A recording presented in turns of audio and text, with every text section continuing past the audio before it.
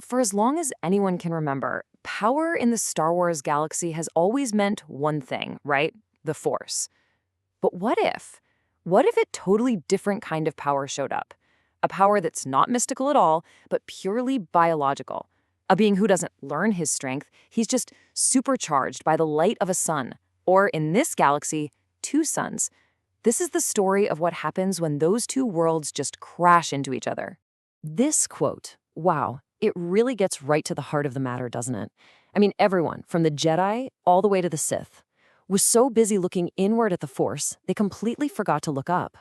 They were searching for their gods and monsters and philosophy in ancient texts, never once imagining the real game changer was going to come from the stars. They had absolutely no idea what was headed their way. And so it begins. But listen, this isn't some massive invasion fleet darkening the skies. No, it starts with a single tiny pod streaking through Coruscant's defenses, described as a fire-wreathed tear. The whole galaxy just writes it off as space junk. But inside was a passenger who was about to completely rewrite their entire definition of power. So let's break down the origin of his power here, because it's so important.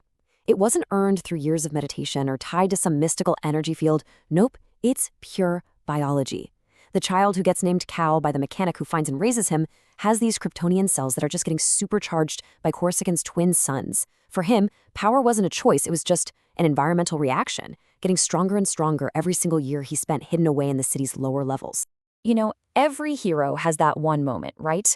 The moment that changes absolutely everything. Well, this was his. A catastrophic plasma wave was about to incinerate thousands of people, and in a split second, all those years of hiding were just over. And get this, he doesn't just block the energy, he absorbs it. And then he doesn't use some secret force technique, he solves the problem like an engineer, ripping up Durasteel and forging a containment shell right there on the spot. And just like that, the entire galaxy was forced to pay attention. Okay, so this brings us right to the core of the whole conflict. And it's not just about good guys versus bad guys. Not at all. This is a clash between two completely different, fundamental understandings of what power even is. So you can see the two paradigms laid out right here. On one side, you've got Cal. His power is just a fact of nature, like gravity. And his morality, well, that's something he had to build for himself from the ground up. Then, on the other side, you have the Force wielders. Their power is fundamentally tied to their moral code, light side or dark side. For them, power is a path they have to walk. But for Cal, it's just who he is. So, how does the Republic respond to this impossible being? Well, they send in their absolute best, the toughest nails Commander Fox, and two elite Jedi Shadow agents. The mission seemed simple enough, detain the unregistered high-threat anomaly. But what happened next? Well, it wasn't just a failed mission. It was a strategic shockwave that was about to make millennia of combat doctrine totally irrelevant. I mean, just walk through this sequence of events. A blaster bolt, the single most common weapon in the entire galaxy, just splatters against his chest like a raindrop. Then a lightsaber, the legendary weapon of a Jedi Master, screeches off his forearm without leaving a single mark. A powerful force push slides in back, sure, but it does zero damage. And before they can even process what's happening, he's non-lethally disarmed both of them in a blur. We're talking less than a minute, and the two pillars of galactic combat, blasters and the Force, were proven completely and utterly useless. And Ki-Adi-Mundi's question here, man, it just says everything. For the Jedi, this wasn't just a military problem anymore. This was a full-blown philosophical crisis. How do you even begin to deal with a power that exists completely outside your understanding of how the universe is supposed to work? Their entire worldview was just shattered. So Cal's existence basically becomes this massive strategic catalyst. His presence on the galactic chessboard forces every single major player in the Clone Wars, we're talking the Republic, the Separatist, and of course the Master Manipulator pulling the strings, to completely throw out their playbooks. The new rule was simple: adapt or die. This moment right here, the defense of the Jedi Temple, this was the real turning point. You've got Count Dooku himself leading the attack, and Cal finally shows his hand. First, he acts like a human shield for the temple, just wiping out an entire Separatist armada by himself. Then, when he's face-to-face with Dooku, he doesn't even bother with a duel. It's just a quick, precise blast of heat vision that melts the Count's lightsaber from the inside out. In one single move, he proved not only his incredible power, but also which side he was. And Yoda's words here, they signal a massive strategic shift for the Jedi Order. They finally realized Okay, we can't contain this being, we definitely can't control him. So they did the next best thing. They made him their ally.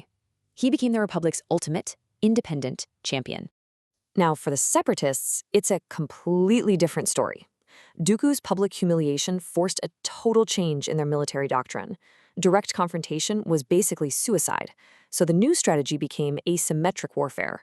We're talking hit-and-run tactics, sabotage, and this desperate, almost frantic search for some kind of alien vulnerability using dark side alchemy. And then, of course, there's Palpatine. He doesn't see a hero or a monster. He sees a tool, an immense, unprecedented chess piece that he can use to amplify fear across the galaxy, justify his own emergency powers, and ultimately a dangerous obstacle to his grand design that would eventually need to be removed from the board. Okay, so he can handle ground troops and even elite force users. That's clear. But what about a warship? How does one person fare against an entire battle fleet? Well, it turns out his presence completely rewrites the rules of naval combat. That's it. That's how many beings it now takes to rout an entire Separatist battle fleet. With Cal in the fight, the very concept of large-scale naval battles became obsolete, practically overnight. But it's not just that he did it, it's how he did it. He didn't just fly up and punch the Separatist flagship, the Malevolence, until it exploded. No! He surgically dismantled it. It was brilliant. First, he shatters its shields with pure, focused kinetic pressure. Then, he just bypasses all the armor and point defense guns by flying straight through the bridge view screen. And finally, instead of killing him, he neutralizes the commander, General Grievous, by trapping him in his own escape pod and launching him into hyperspace. The whole enemy fleet just collapses into chaos. This wasn't a brawl. It was a strategic takedown. When you're facing a threat this absolute, it forces you to innovate. Dooku and the Separatists finally realized they couldn't fight Cal on his terms. It was impossible. So they designed this incredibly complex, multi-layered trap on the volcanic world of Mustafar, and it was engineered for one single purpose: to kill the unkillable. And that really is the ultimate strategic question, isn't it? When you're faced with an absolute power, a being who just ignores your best weapons and breaks your fleets, what do you even do? Dooku's answer wasn't a bigger gun. It was a smarter trap. Dooku's trap was, you have to admit, a masterpiece of dark side strategy. It wasn't just one weapon. It was a whole system designed to work together.